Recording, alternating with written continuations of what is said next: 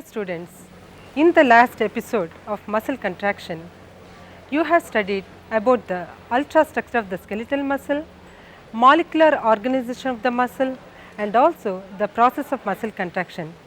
And today, now I am going to take you all to the Department of Physiology of this Deccan Medical College to do the experiment on the kymograph to show the muscle contraction.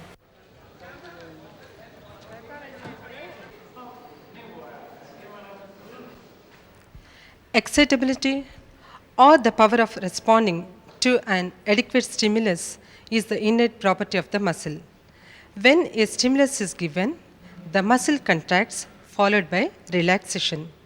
This phenomena is known as muscle twitch, and this can be recorded with the help of a kymograph and study. Now we have with us Professor Sikender Hussain, who is head of the Department of Physiology. And now I request Professor Hussain to explain us with this experiment. This kymograph is a very important instrument which is used in our amphibian physiology lab. This instrument was invented by Sherrington. He was a very famous neurophysiologist, so it is also known as the Sherrington's kymograph. This is having so many components. One component is the cylinder itself, this cylinder. On this we are getting the graph of the contraction. There is a arrangement here for changing the speed of the drum. This drum can move at various speeds ranging from 0.12 per second, 0.12 millimeter per second to 600 millimeters per second. So in between there are various ranges of the speed movement. So that can be handled by means of this gear system here. And then there is a striker here, when which touches here. At that time the connection will be made, circuit will be completed, current will be coming from one pole and it will be going from the other pole, and this circuit will be completed only when this striker is touching here. So in various instruments we make the circuit in such a way that when this cylinder is moving and touching, at that time only the circuit will be over, and at that time instantly we will get that curve.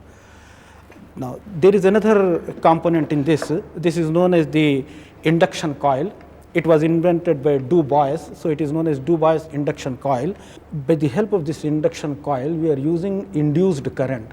Actually, the electrical current is the most important stimulus which we are using for these experiments, because it can be easily controlled also and it will be less damaging.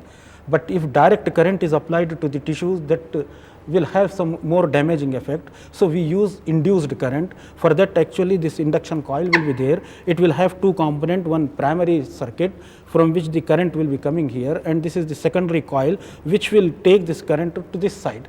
So from this actually it will go to the muscle. So this current which is induced in this secondary coil, that will be less damaging than the primary current itself. So we are using the induced current for these experiments.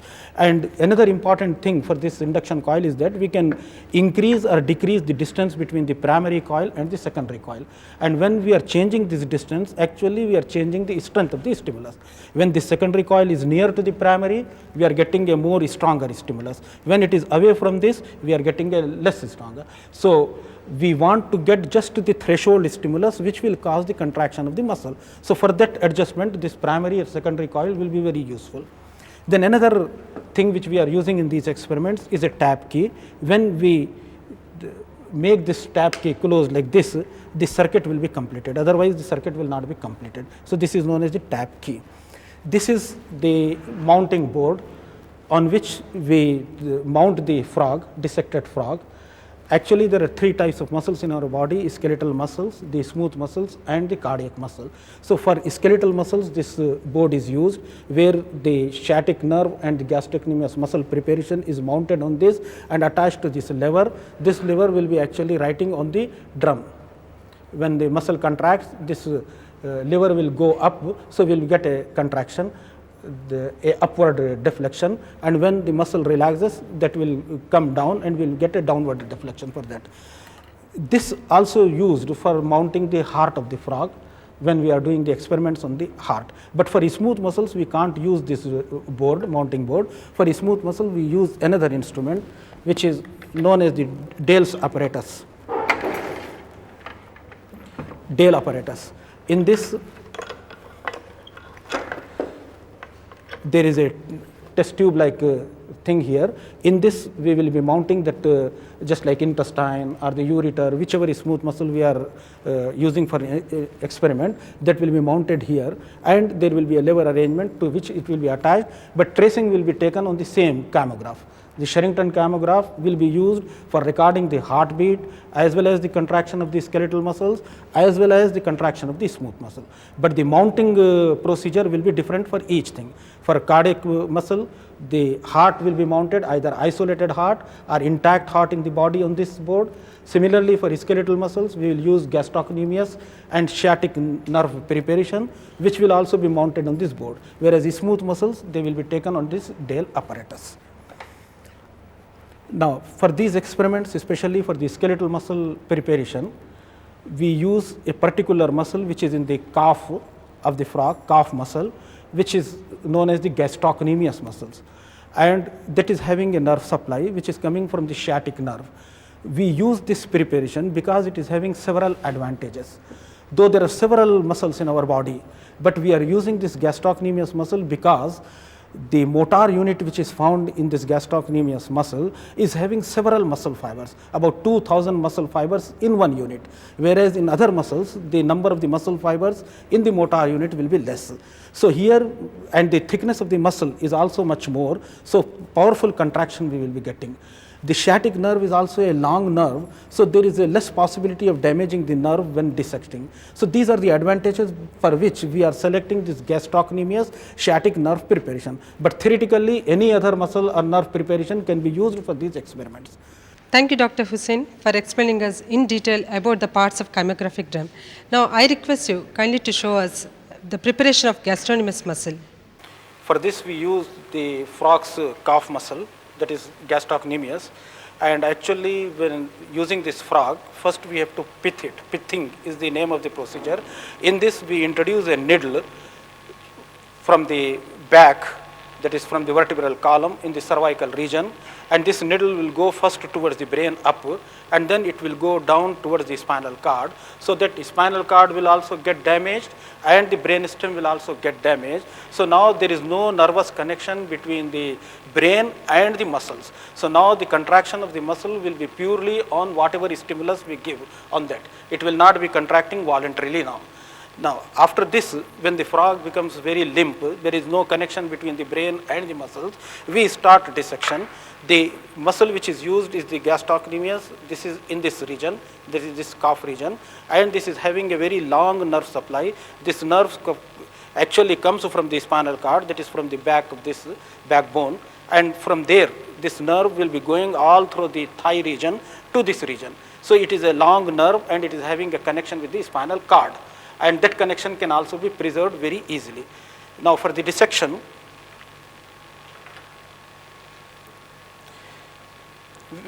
we actually take an incision in the abdominal wall on the skin.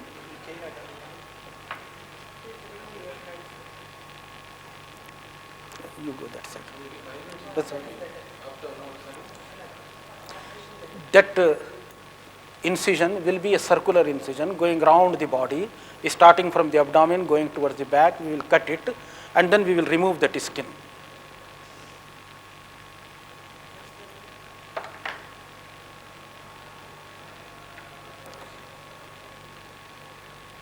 The skin is very slippery, so we have to remove it with the help of the cotton. Just like removing the treasure, similarly we are removing this skin. So now both the limbs, they are completely bare. Now then we remove all the viscera, that is known as evisceration or devisceration. Complete viscera is removed so that we can see directly to the spinal cord behind.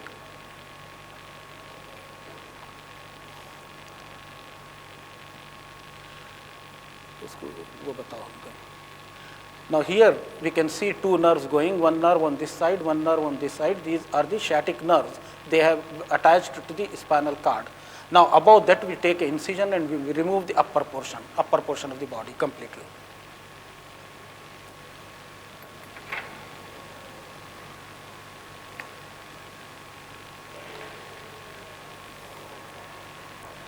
Then we take an incision in the middle of the body so that only one limb will be separated with half spinal cord.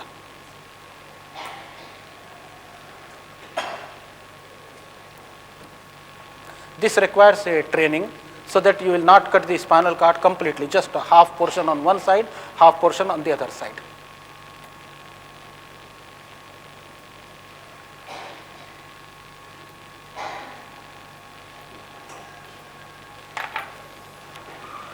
Now here, this is the half spinal cord, and this white thread-like structure which is going from the spinal cord towards the muscle, that is actually the sciatic nerve. Now we have to separate this sciatic nerve all over this portion as well as from the thigh.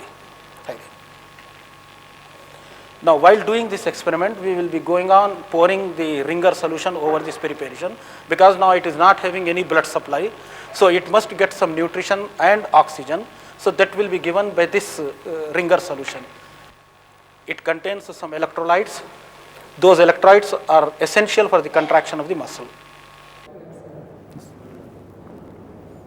This is sciatic nerve from the vertebral column going through the thigh region and coming to this gastrocnemius muscle. So these muscles which are in the thigh, they are useless for our purpose, for our experimental purpose. So we are removing that so that only the sciatic nerve with this gastrocnemius muscle will be remaining there. This is the tendon of the gastrocnemius muscle, to which we will tie the thread, this one.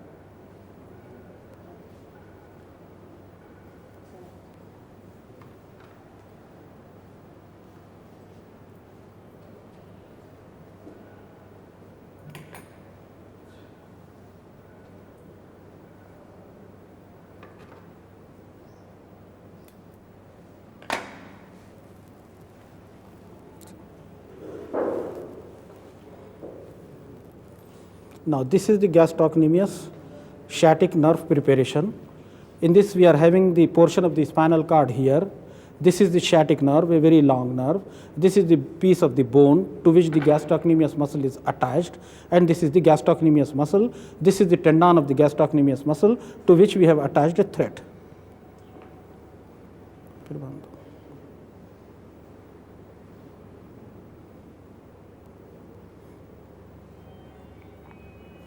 Now this will be on and off. We will be pouring the Ringer solution over this. Now here we have mounted this preparation on the board.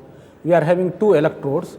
The current will be coming through these electrodes to the muscle. We can stimulate the muscle directly, or we can stimulate through the nerve. Both the processes are possible. So usually we stimulate it through the nerve. Two electrodes, they will be attached to the nerve. The current will be coming to the nerve, and then that will stimulate the muscle. The muscle is tied to the thread. The thread is tied to this lever, so that when muscle contracts, this lever goes up, and it will write on this cylinder. On this cylinder, we are having a glazed paper. On that glazed paper, we are having a coating of the smoke, black smoke. This is called smoking. The cylinder is passed over a moving rod.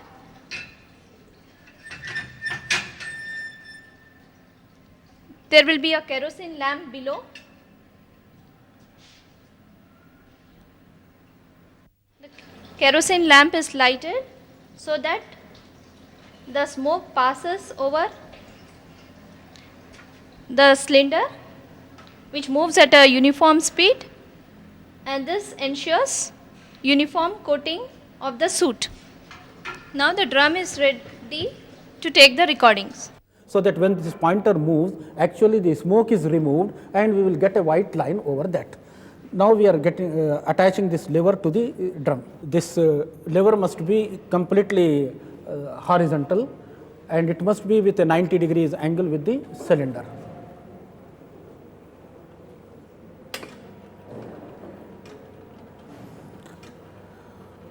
Now we are having a baseline. This is the baseline on which now we will take the curve. So start. Now he is pressing the tab key, so that connection is now on, and when this touches this, you see we got a curve here. This is the contraction of the muscle when the muscle was going up, and this is the relaxation of the muscle. Now one thing is remaining, the time tracing also. We will take the time tracing with the help of a tuning fork, so that the portion, whether contraction period how much, relaxation period how much, latent period how much, for that we have to take a time tracing. The time tracing is taken with the help of a tuning fork. The frequency of this tuning fork is 100 per second. Now, it is a very interesting thing actually to record the time, a very simple thing.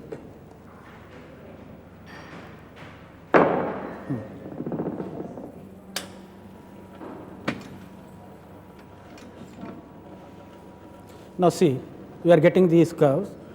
Because the frequency is 100 per second, that means each curve here, each division, it is showing 0.01 second, 0.01 second. So we will see that for contraction, how many, this is the point of contraction, this is latent period. Now, how much latent period we will be knowing by counting these the curves here. Similarly, contraction period, we will count these curves here. For relaxation period, we will count this thing. So we will be able to know that what is the timing of that. Doctor, here we are able to see three phases: latent phase, contraction phase, and relaxation phase. Will you please explain about them? Actually, we think that whenever the stimulus is applied, immediately muscle will contract, but it is not so. Actually, here as you can see, this striker is touching to this. So that means at this point the muscle got the stimulus, but immediately it is not contracting. We can see here like this. So this is the point at which the stimulus was applied, but muscle has taken some time for starting the contraction. So that between the point of stimulation and point of contraction, this period is known as latent period. And there this will is be any because biochemical changes during this phase? There are three important components for this actually. First, when the nerve is stimulated, the current passes through the nerve to the neuromuscular junction. That takes some time. Then in the neuromuscular junction, there are some chemical changes. Chemical neurotransmitter, that is acetylcholine, is liberated. That acetylcholine goes and combines with the receptors. So that itself passing through the synaptic cleft, it takes some time. And so that is, of yes, membrane that also is. takes place? That is the third component, what I have done. First component is in the nerve itself, it is conducted. Then second is the transduction of the impulse, that is this electrical current is converted to the chemical nature, that is acetylcholine liberated. Then acetylcholine combines with the receptors.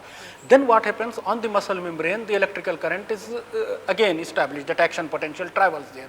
So that again takes some time because excitation, contraction, coupling has to occur.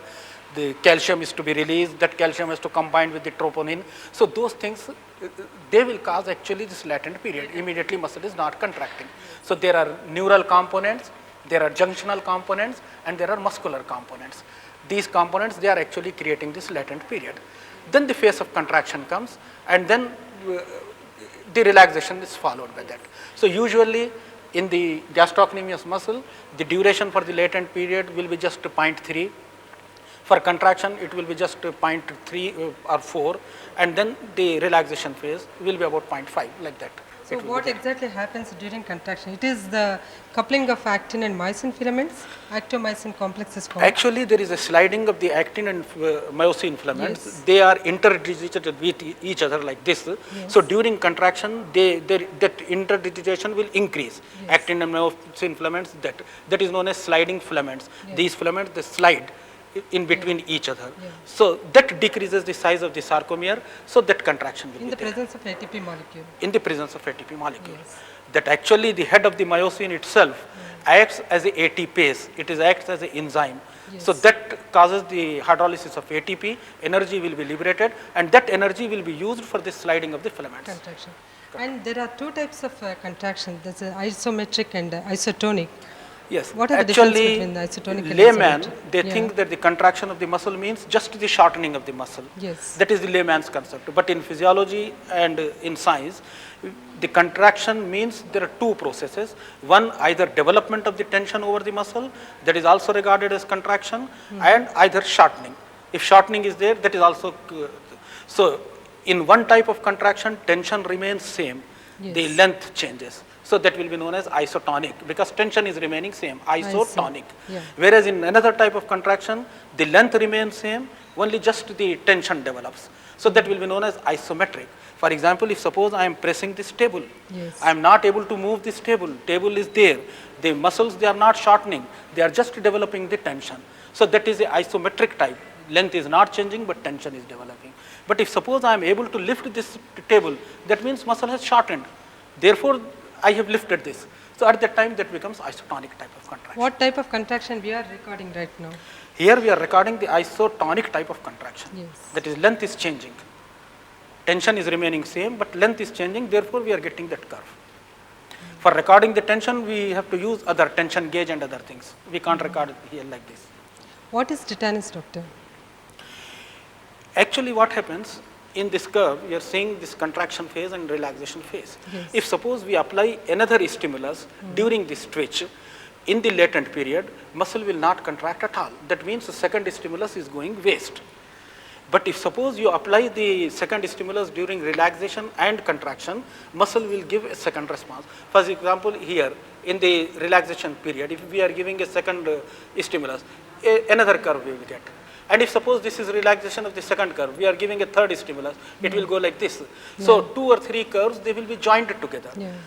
But if suppose we are giving the second stimulus during the contraction phase, Yes. what will happen? This relaxation will not at all be there, and this second curve will be superimposed like this, third stimulus like this, fourth stimulus like this. So that will be a continuous contraction. Yes. When we are giving repeated stimulation during the contraction phase, the contraction will be prolonged, and that condition is known as tetanus. Whereas when we are giving during relaxation period, it is an interrupted type of contraction. Contraction followed by some relaxation, then contraction followed by some relaxation. That will be known as incomplete tetanus or clonus otherwise.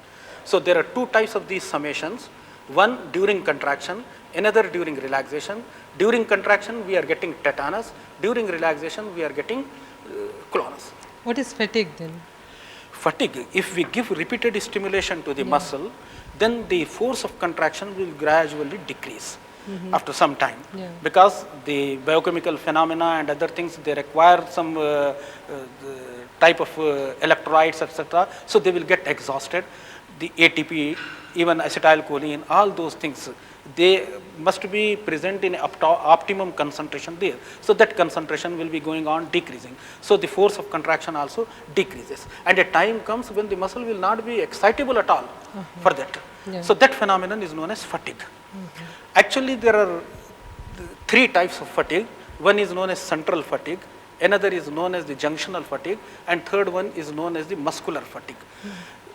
Just like if suppose we are doing some mental work, then also we get fatigued. So there actually the seat of the fatigue will not be muscle. Actually it will be synapses in the central nervous system. They will get the seat of fatigue. From there the itself transmission will become less. So that is known as central fatigue. But when we are doing some physical work, at that time the seat of fatigue will be in the muscle. In the muscle, the lactic acid and other things, they will accumulate, and that accumulation of the lactic acid, etc., will produce that fatigue, muscular fatigue. And then there is a fatigue in which the neuromuscular junction will be involved. So that will be known as the junctional fatigue. Yes. 3 types of. Doctor, in dead bodies we notice the stiffening of the muscles. Now the phenomena which is known as the rigor mortis. Will you please explain something about rigor mortis? Rigor mortis, it is very important from the forensic medicine point of view, that is legal medicine, to determine the time of the death. So this rigidity which develops in the muscle is due to actually lack of ATP. ATP is required not only for the sliding movement but also for the relaxation of the muscles. So after the death, when there is no synthesis of ATP, whatever muscles they have gone into contraction, they will remain contracted. They will not go for relaxation. So that phenomenon is known as rigor mortis. So because of lack of ATP production. Yes, lack of ATP. Yeah, the And relaxation ATP is will not be required for there. contraction as well as Also ATP is relaxation. required for relaxation. Okay. So at that time, because it is not present, relaxation will not be there. Yeah. And that rigidity will be maintained, and that will be known as rigor mortis. Mortis means after death, and this rigor means rigidity. To make these graphics permanent, there's a method known as varnishing. Now, I request Professor Bilkis M.A. Rashid to explain about the technique. Professor Bilkis Rashid. First of all, you have to make a solution of resin and spirit or alcohol. The proportion is 100 is to 400. That means resin 100 grams and 400 ml as the spirit or alcohol. I am pouring the solution in the tray, and once the solution is poured in the tray, we have to dip the graph, cut the graph and dip it.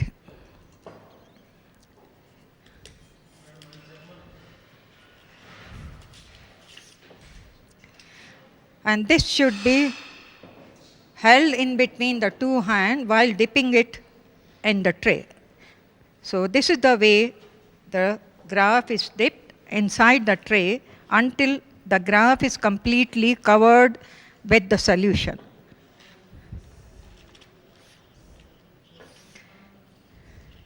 After soaking this graph with the solution, we have to hang the graph so that the extra solution can drip down and then it can be dried up.